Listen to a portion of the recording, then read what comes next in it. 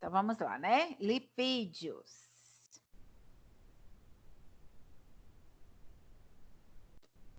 Lipídios. Os lipídios são moléculas orgânicas de estrutura química variada encontradas nas plantas e nos animais.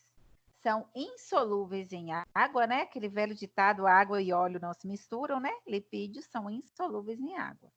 E são solúveis em solventes orgânicos. Essas moléculas fazem parte do grupo de macronutrientes existentes e, juntamente com os carboidratos e as proteínas, formam o conjunto dos nutrientes fundamentais para o desenvolvimento normal do organismo humano.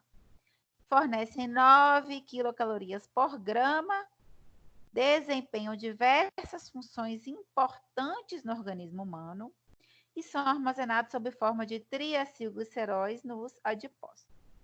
Lembra o que eu falei, acho que na primeira aula, com vocês, que a gente precisa ingerir lipídios, porque nós temos algumas vitaminas lipossolúveis que precisam da ingestão de lipídios para que essas vitaminas sejam absorvidas e transportadas, né? E ajudem na formação aí, na síntese de alguns hormônios importantíssimos.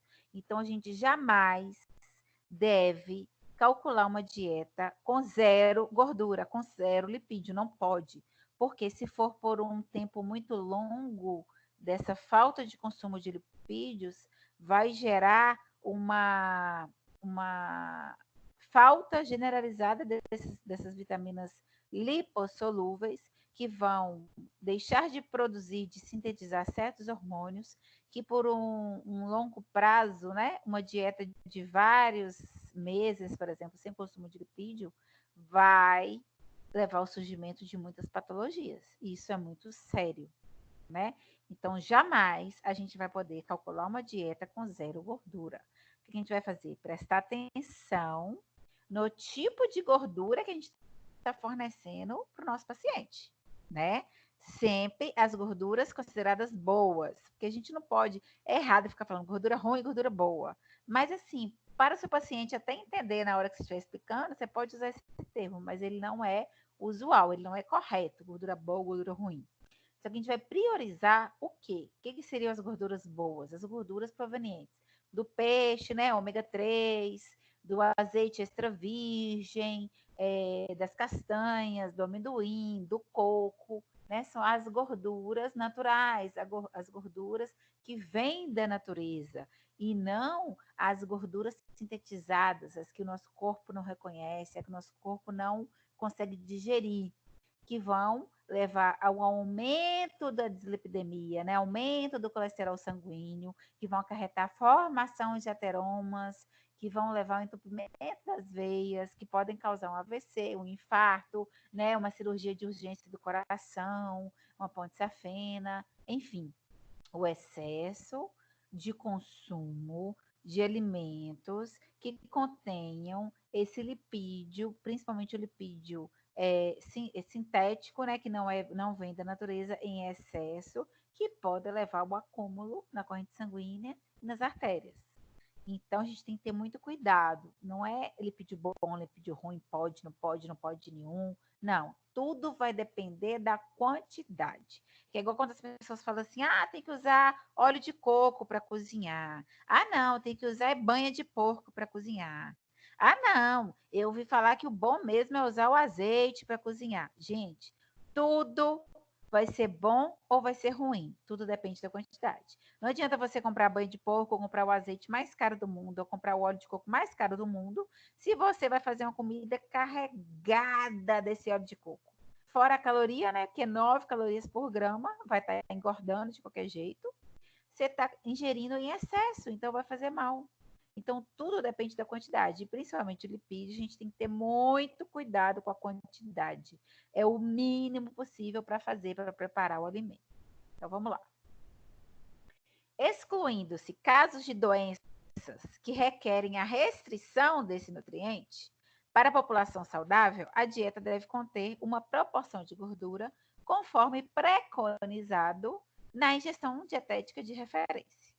As gorduras são nutrientes importantes, não apenas pela precaução com a saúde das pessoas, mas também porque as gorduras apresentam propriedades tecnológicas importantes nos alimentos, tais como cremosidade, crocância, emulsificação, maciez, etc. Então, gente, a menos que a pessoa tenha acabado de passar por uma cirurgia cardíaca, esteja com vários ateromas, teve que fazer desentupir, né, o desentupimento das veias aí, cirurgia complicadíssima, quase foi a óbito. Tirando esse caso, ou que está com todos os exames bioquímicos alteradíssimos, ela pode consumir gordura normalmente, de preferência essas gorduras provenientes da natureza. Se o paciente chega com alteração de colesterol, com a receita que o médico já passou, os remédios, geralmente civastatina, e aí ele está procurando um nutricionista para melhorar a alimentação, você vai orientá-lo que ele não vai retirar completamente a gordura do alimento. Porque, por exemplo, algumas carnes já têm a gordura embutida, né? Algumas verduras, castanha, coco, tem a gordura natural do alimento. Então, é impossível você fazer uma dieta com zero de lipídio. Porém, você vai orientá-lo e vai fazer uma dieta com alimentos assados, alimentos cozidos, não vai ter fritura. Se a pessoa tiver uma airfry, por exemplo, vai utilizar airfry, vai fazer o arroz e o feijão sem óleo nenhum. Aí você vai orientando na forma de reduzir a ingestão do óleo, já que aqueles alimentos que fazem parte do dia a dia e tem um pouco de gordura, não tem como ser eliminados da dieta. Então, um pouquinho ele vai ingerir, mesmo porque ele precisa desse pouquinho para absorção, por exemplo, das vitaminas lipossolúveis, né? Mas o que ele não pode é comer um frango frito, a batatinha frita, né? Aquela gordura da picanha, uma carne gorda, tipo um cupim. Isso ele não vai poder comer, né? Até essas taxas regularizarem. Então, quando o paciente tem algum problema de colesterol, ele vai ter restrição. Quando o paciente não tem, que o exame bioquímico dele está normal, não tem por que a gente demonizar o lipídio e proibir. Você vai orientar que não faz bem, que não é saudável, comer batatinha frita, comer frituras em geral, né? Mas que ele pode comer sim um frango assado, um frango grelhado, uma carne mais magra, ensopada, né? Um bife grelhado.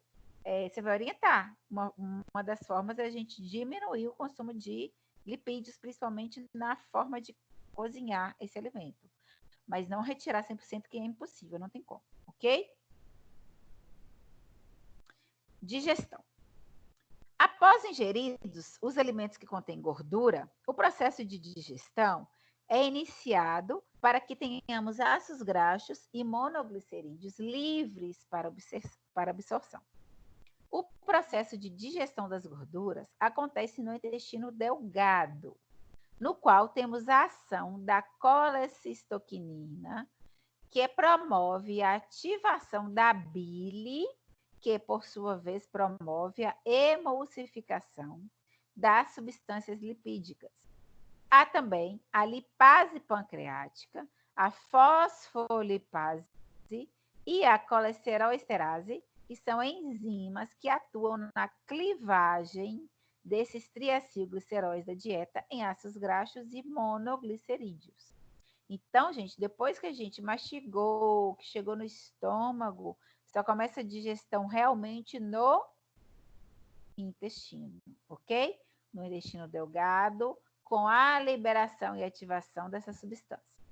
Os ácidos graxos provenientes da dieta auxiliam na síntese de hormônio e atuam na função estrutural das células.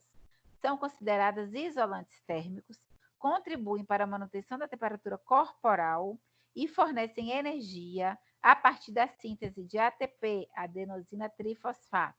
Então, igual eu falei no início, a importância da gente ingerir lipídio é porque ele é responsável por sintetizar alguns hormônios, né? E também atuam na função estrutural da célula, principalmente na questão das vitaminas lipossolúveis.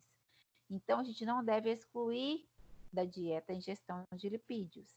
E são considerados isolantes térmicos por quê? O lipídio ele fica armazenado no nosso tecido adiposo, na pele. Então, você pode observar aí, a pessoa bem magrinha, ela sente muito frio. Já a pessoa mais gordinha ou até mesmo obesa sempre está com muito calor. Por quê? Por causa do excesso ou da falta, né, na estrutura aí celular de adipócitos, né? Os adipócitos estão todos murchinhos, sem gordura, a pessoa magrinha sente frio. Os adipócitos estão todos estourando, né? Grandão, gordão, cheio de gordura. Aí a pessoa sente calor. Então, serve como isolante térmico, principalmente em regiões mais frias, né? Classificação. Os lipídios, eles estão classificados da seguinte forma.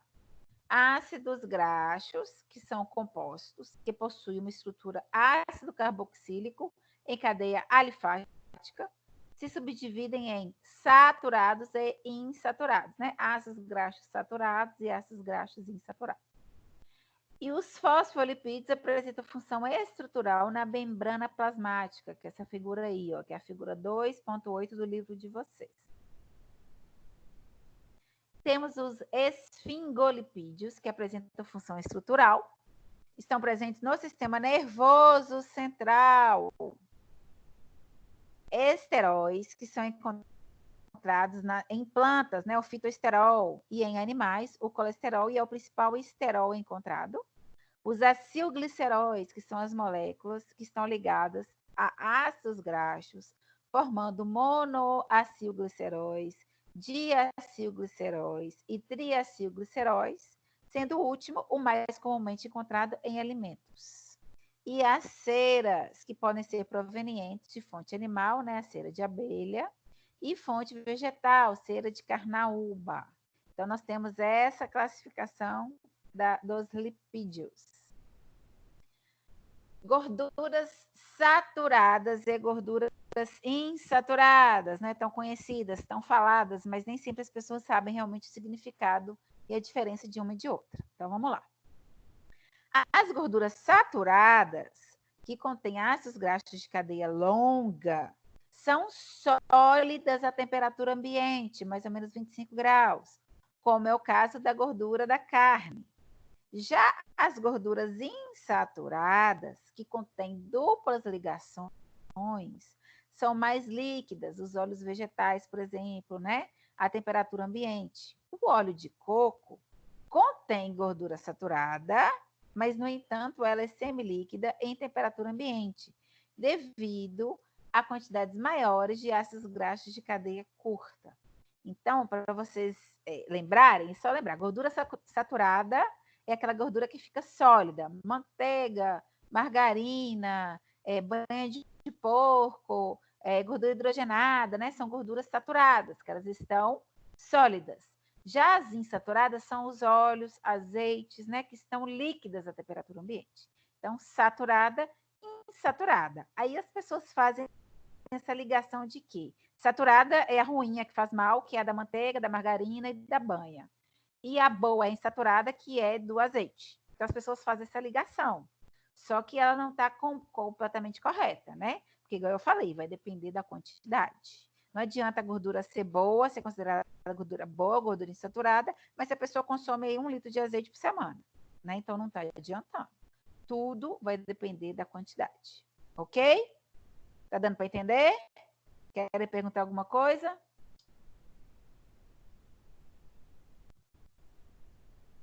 Hein, gente? Quer perguntar alguma coisa?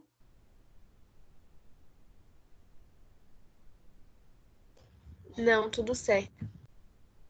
Então, vamos lá. O óleo de coco também contém triglicerídeos de cadeia média, TCM, predominantemente do ácido láurico, que apresenta uma digestão mais rápida e uma absorção facilitada, diferente do ácido palmítico, que é um ácido graxo de cadeia longa, comumente encontrados em ácidos graxos saturados, provenientes de carne, leite e óleo de palma. É essa diferença na composição de ácidos graxos que faz com que o óleo de coco tenha ganhado espaço na alimentação e nas preparações em geral, e, no entanto, não deixa de ser um ácido graxo saturado. Aí que entra o perigo, gente, porque os blogueiros, né, esse povo aí da internet, que não tem formação na área de saúde, está vendendo peixe, está ganhando para fazer propaganda. Aí quantas pessoas a gente vê tomando café com óleo de coco para embalhar? Gente, óleo de coco são 9 calorias em cada grama, gente, é muita caloria. É melhor você comer uma coisa que você gosta e malhar do que você tomar um café com óleo de coco. Por quê? Porque é um ácido graxo saturado. Porque em excesso vai fazer mal. Em excesso vai elevar o colesterol sanguíneo, vai levar à dislipidemia. Então é seríssimo isso. E vários médicos, inclusive, que não é a área deles, ficam recomendando café com óleo de coco, canela e não sei o que lá de manhã em jejum para emagrecer. Então é um absurdo. Óleo de coco é ácido graxo saturado. E em excesso vai fazer mal para a saúde. Ok? Vocês usam óleo de coco na casa de vocês para fazer carne, para fazer arroz? Como é que é? Ou só usa para hidratar o cabelo?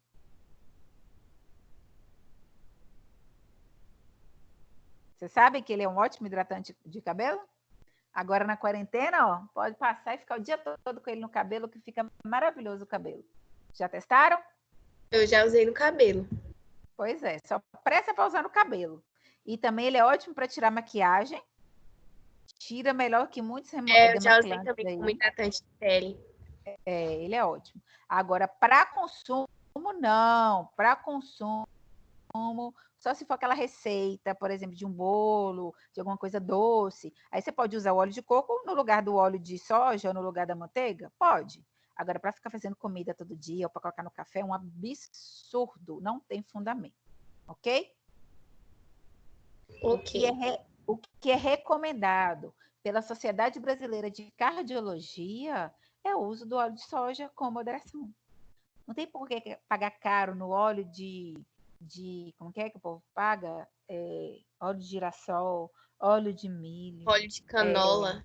óleo de Canola. canola. Canola nem existe, gente. Canola é criada em laboratório. É um absurdo como eles enganam, é propaganda enganosa. O que a Sociedade Brasileira de Cardiologia recomenda é o óleo de soja, pronto, acabou.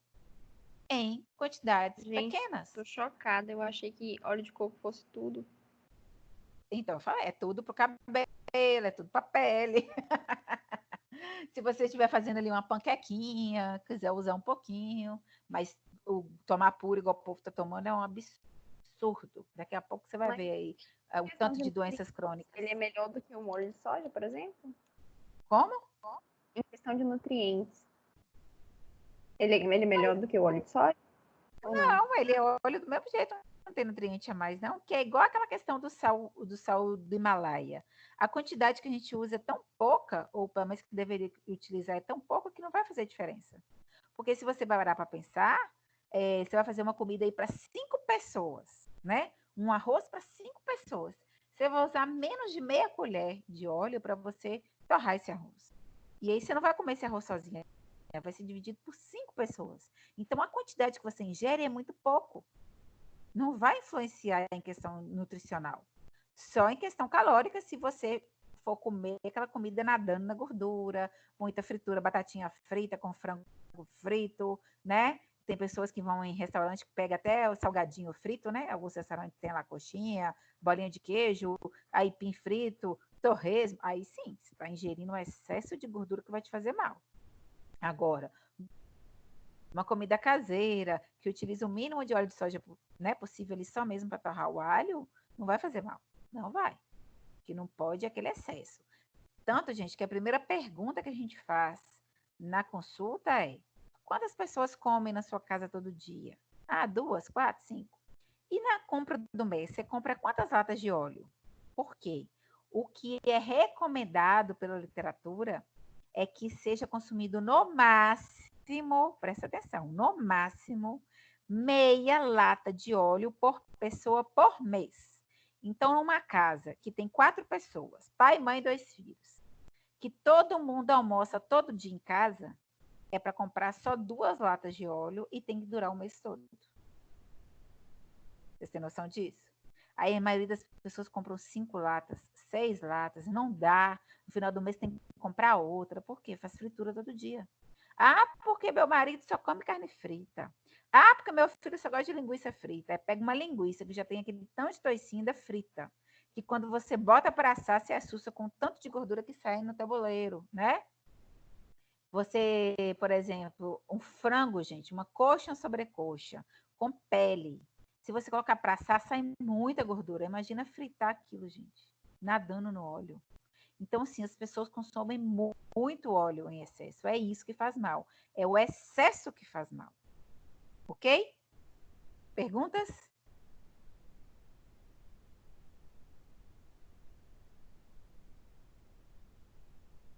Reflita.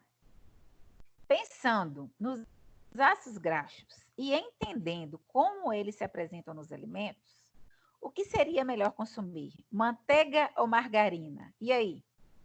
Beatriz, Maria Luísa e Maria Tereza. O que é melhor de comer? Manteiga ou margarina?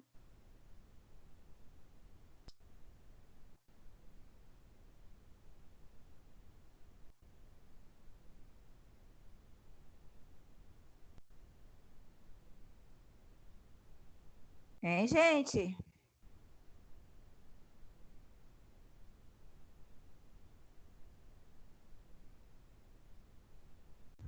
Eu acho que é a manteiga. Por quê? E dependendo da quantidade ainda, né? Porque senão pode ser ruim mesmo. Então, Por quê?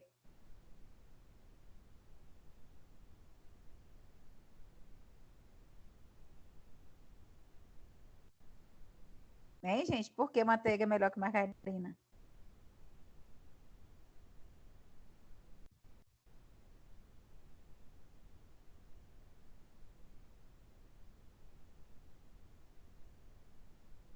Hein, gente?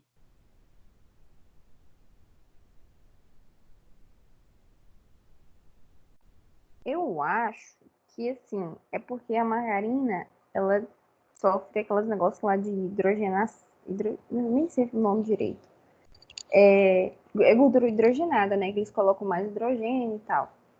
E a manteiga, de certa É mais por origem animal, né? animal. Mas as duas são saturadas, então tem que tomar cuidado, do mesmo jeito. Acho que é mais pela quantidade mesmo. Então vamos lá. Tá mais ou menos certo. É importante compreender a diferença entre manteiga e margarina. A manteiga é de fonte animal e contém ácidos graxos saturados. Já a margarina contém gordura de fonte vegetal que sofreu hidrogenação para que pudesse ficar sólida. Lembram que de origem vegetal geralmente é líquido? Então, para ela ficar sólida, ela sofreu hidrogenação.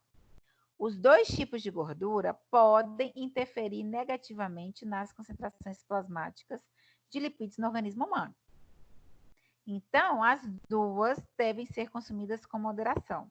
Mas a manteiga é menos pior, porque a manteiga é uma fonte animal, né? Tipo natural, que o nosso organismo consegue absorver e eliminar. Já a margarina, ela é de laboratório, ela sofreu essa hidrogenação no laboratório. Então, ela sofreu mutação ali, né? Foi transformada. Então, ela fica mais difícil para o nosso corpo entender, absorver, eliminar e vai acumular mais na corrente sanguínea, formando as placas de ateroma nas artérias.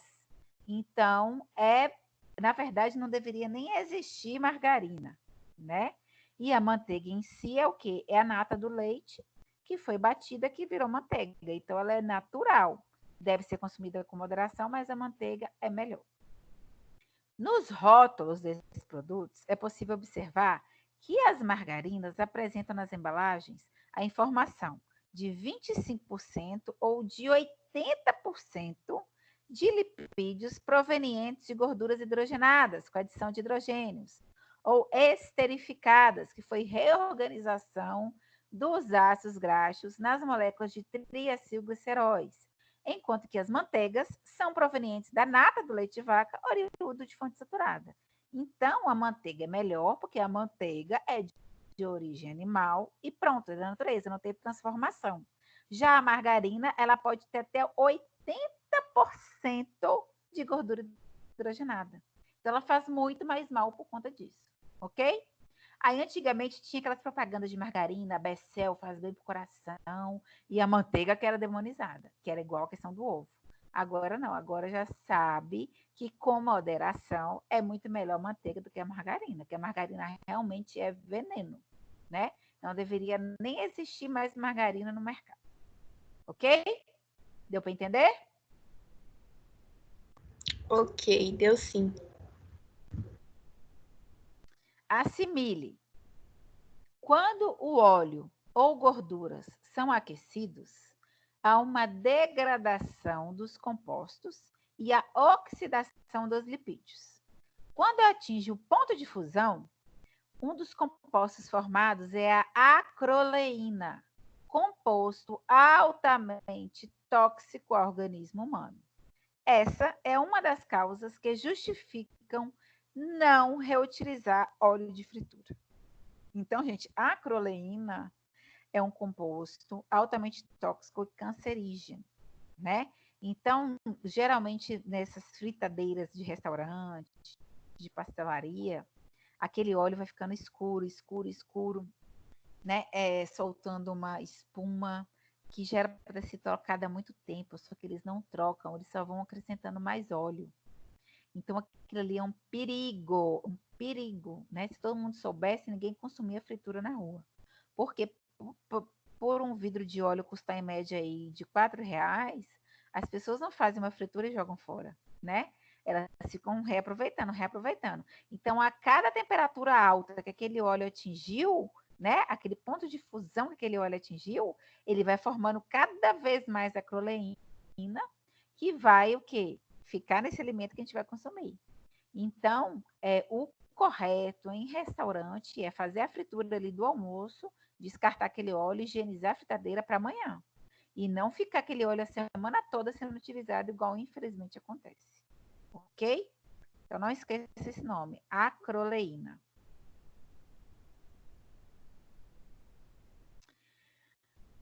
Ácidos graxos insaturados. Os ácidos graxos insaturados estão classificados como monoinsaturados e poliinsaturados por conta do número de duplas ligações que tem nas suas estruturas químicas, né? Os ácidos graxos monoinsaturados, AGMI ou MUFA em inglês, apresentam uma dupla ligação de cadeia carbônica e um ácido graxo polissaturados, AGPI ou PUFA, apresentam mais de uma dupla ligação de cadeia carbônica. Então, é só a questão da quantidade de ligação de cadeia carbônica. Vai ser mono ou poli, várias, né? Aí, para a denominação, é utilizada a letra grega, ômega, e o número de carbono que aparece na primeira dupla ligação. Contando a partir do grupo metil CH3, portanto, teremos o ômega 3, o ômega 6 e o ômega 9. Qual é o alimento que a gente mais encontra aí, ômega 3 e ômega 6? Hein, gente? Nos peixes. Nos peixes, origem animal, né? Então, os ácidos graxos ômega 3 e ômega 6 são denominados de essenciais, porque essenciais o nosso corpo não produz, sendo que devem ser fornecidos por meio da dieta. Os principais derivados do ácido graxo ômega 3 são ácido alfa-linolênico, ácido EPA, eicosapentaenoico e o ácido DHA, decosapentaenoico, o ácido decosaexenoico e os eicosaenoides. Só nome difícil, né? Então, a gente não produz e a gente tem que adquirir através da alimentação. Já os ácidos graxos ômega 6 são ácido linoleico, ácido gama-linolênico, ácido diomogama-linolênico, ácido araquidônico e eicosanoides, mediadores inflamatórios. Então, por isso também que tem que ter um cuidado, né, com a quantidade que está se ingerindo, porque pode gerar inflamação. Reflita. Você já parou para pensar sobre qual a quantidade de óleo vegetal que você consome por dia? Essa quantidade de óleo pode estar interferindo na saúde da sua família e na sua? Foi o que eu falei, né? Vocês têm noção? Pergunte aí depois para a mãe de vocês, na compra de mês, quantas garrafas de óleo consome e quantas pessoas comem em casa todo dia? E façam as contas. É meia lata de óleo por pessoa por mês, se esta pessoa fizer o almoço todos os dias em casa, o almoço e o jantar. Não adianta falar que na sua casa tem 5 pessoas, mas 4 comem na rua, né? Quantas pessoas comem todos os dias em casa e quantas latas compram? Que tem que ser meia lata por pessoa. Se são 3 pessoas que almoçam todo dia em casa, é 1,5 lata por mês. Depois vocês analisem aí a quantidade de óleo que vocês estão consumindo. Ah, professora, mas aqui em casa só usa banha. Tá, mas e qual a quantidade de banha que usa? Porque não adianta usar banha de porco, porque falaram que é mais saudável, mas se usa 1 quilo de banha por mês. Aí não adiantou nada, ok? Óleos. Os óleos vegetais, por exemplo, canola, girassol, de milho e de soja, todos apresentam 100% de lipídios em sua concentração. A maioria dos óleos está em sua composição de ácidos graxos, e os ácidos graxos palmítico e esteárico são ácidos graxos saturados. Os óleos de milho e de soja são os que contêm as maiores quantidades de palmítico em 100 gramas de produto. E para os ácidos graxos insaturados, destaca-se o óleo de canola para o oleico ômega 9. Já o óleo de girassol e de soja destacam-se com maiores concentrações de linoleico, ômega 6, que possuem caráter pró-inflamatório. Do ponto de vista nutricional, o óleo de canola tem menor concentração de ácido graxo saturado e maiores concentrações de oleico e linolênico. Então, acredito que seja por conta disso que se popularizou que o óleo de canola é melhor, né? Mas você tem que ver que o óleo de canola, ele tem muito ômega 9, que não é bom, esse excesso. Então, por isso que a Sociedade Brasileira de Cardiologia recomenda mesmo o uso do óleo de soja, no máximo de girassol, ok? E com cautela, sem abusar, sem fazer fritura. Vocês já ouviram falar de ácidos graxos trans, gente? Vocês lembram dessa palavra?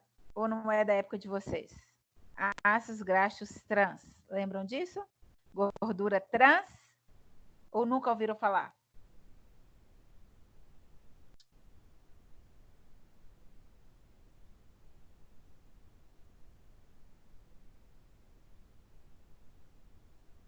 Hein, gente?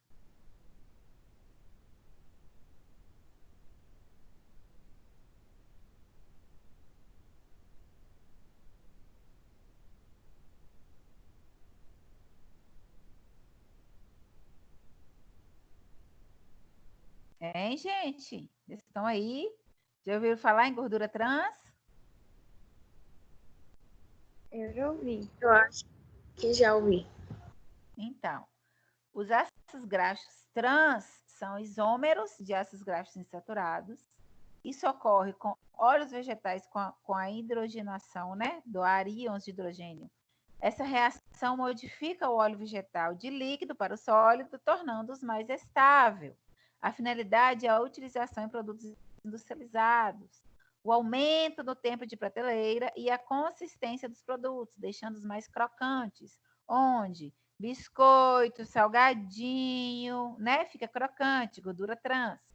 Com o passar dos anos, identificou que as gorduras trans são prejudiciais ao organismo humano por aumentarem o risco cardiovascular, por apresentar efeito aterogênico, né? Ateroma, entupimento das artérias.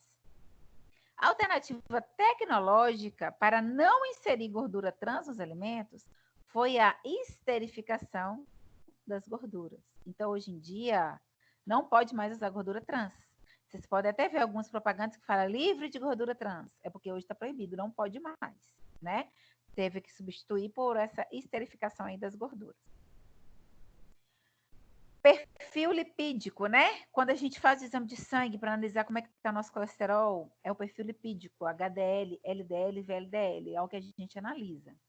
Então, o consumo de óleos e gorduras, ele pode interferir no perfil lipídico do ser humano, que pode ser avaliado analisando as quantidades de lipoproteínas na corrente sanguínea, né? Então, na circulação sanguínea, nós temos esses 3 tipos de lipoproteínas. O de alta densidade, que é o HDL, e contém em sua composição maiores quantidades de proteínas e menores quantidades de colesterol e triglicérides. HDL é o colesterol bom ou ruim?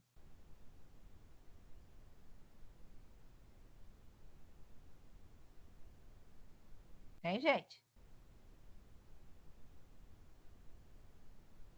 HDL é o colesterol bom ou ruim, gente?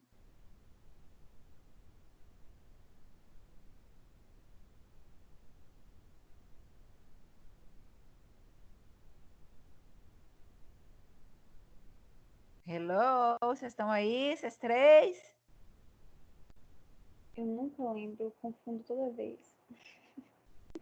HDL, ele tem maior quantidade de proteína e tem menor quantidade de colesterol, ou seja, ele é o bom, ele tem menor quantidade de colesterol. HDL é o que tem que estar alto na nossa corrente sanguínea, mais ou menos aí de 40 a 80, que ele ajuda a fazer essa limpeza do sangue, que é o que a gente adquire através da amêndoa, da castanha, do abacate, do azeite extra virgem e principalmente da atividade física, ok? Já o LDL são as lipoproteínas de baixa densidade, que contém maior quantidade de colesterol. Então, o LDL é o ruim, né? Que é o que tem que estar, geralmente, aí no máximo 150, né? Que é o que vai alterar ali o nosso exame sanguíneo, nosso exame de sangue. Quando ele está acima do recomendado, é ruim. Por quê? Porque ele tem maior quantidade de colesterol. Já a VLDL, que são as lipoproteínas muito baixa densidade, elas contêm maiores quantidades de triglicérides, então também não é bom o VLDL estar alto. Então, o que tem que estar com a quantidade próxima do máximo é o HDL, e o LDL, o VLDL tem que estar com a quantidade próxima do mínimo. E se tiver alterado, a gente está com dislipidemias, que dependendo dos valores, vai precisar de medicação que o médico vai passar, conjuntamente com a atividade física e alimentação, que é aí que a gente entra. Se o paciente tiver alteração de LDL e VLDL muito acima, nós vamos ter que orientar quais são os alimentos que têm muita gordura, quais que não podem consumir, que não pode fazer fritura, que tem que preferir por assado, grelhado, cozido, né? E orientar essa questão do consumo de gordura. Quais são os alimentos que têm muita gordura embutida, e orientando tudo, dar uma aula mesmo para eles. Que aí vai entrar a nossa parte. Até conseguir diminuir esses valores e chegar no valor ótimo, né? No valor ideal, para o corpo funcionar da maneira correta. O fato das concentrações de LDL e VLDL apresentarem valores acima dos padrões de referência é foco de preocupação, pois estão relacionados ao processo de aterogênese, formação de placas de ateroma nas artérias, o que aumenta o risco de desenvolver doenças cardiovasculares. A composição de lipídios da dieta interfere nas concentrações dessas moléculas. Quanto maior a quantidade de colesterol consumida, maiores as concentrações plasmáticas de LDL, por exemplo. Então, aquela pessoa que come todo dia pastel frito, coxinha frita, só come carne frita, come muita linguiça, muito bacon, torresmo, a comida tem que ser aquela comida gordurosa, ainda joga aquele caldinho de gordura na comida, né? Então, essas pessoas provavelmente estão com colesterol alterado e procuraram um médico, porque descobriu através do exame, já está desesperado, que está tudo alto, que está com medo de infartar. Aí acaba procurando a gente para a gente orientar na alimentação. Mas só a alimentação sozinha vai ajudar, mas não vai ajudar muita coisa, não. Tem que ser o conjunto ali da atividade física, da alimentação correta e, a depender do caso, da medicação que o médico vai passar. Ok? Dúvidas? Perguntas? Hein, galera?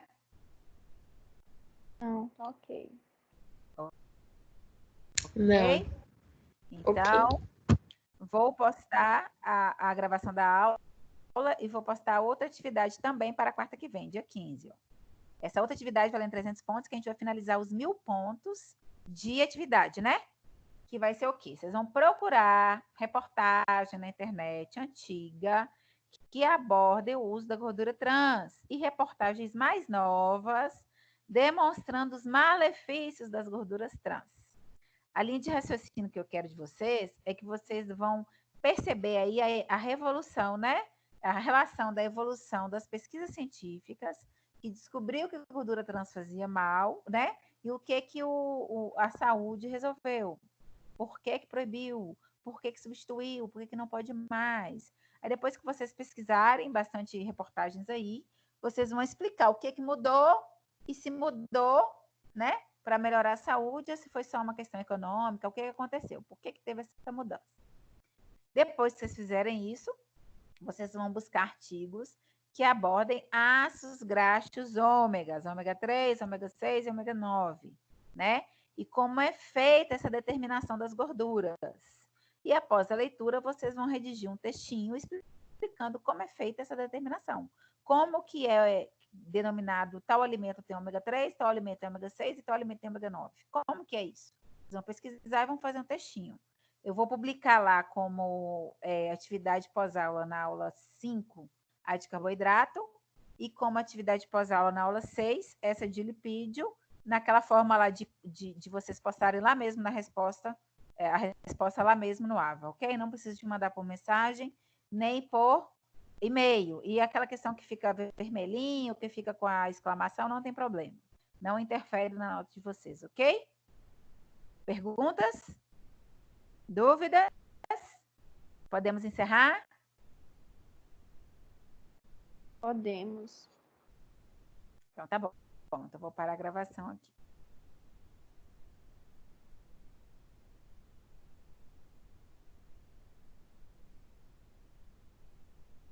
Certo?